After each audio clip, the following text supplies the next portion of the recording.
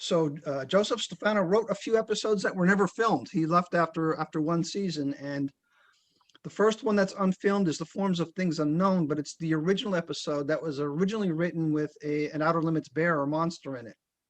Before, as Dominique mentioned, they had spun off the Outer Limits episode from a pilot, which they were pitching to the networks for a new series.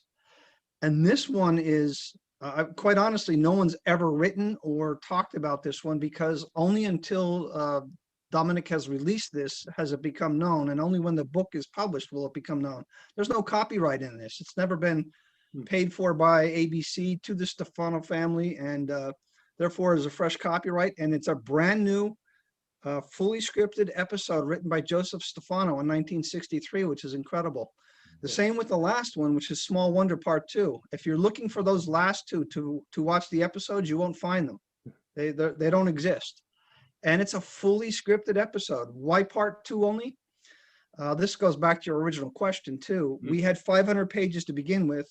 I successfully fit 8 episodes in the first volume, 4 final episodes, 2 early drafts, and 2 never filmed episodes.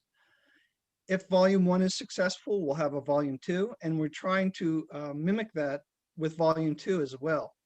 And to be honest with you, if each one's 500 pages, that's still not it. There's still more.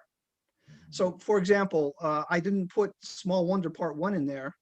In my editorial, I just gave a little background of what that is, so you could pick up on Part 2. Because when I get to volume 2, I don't plan on putting Part 1 in volume 2. There's too much to.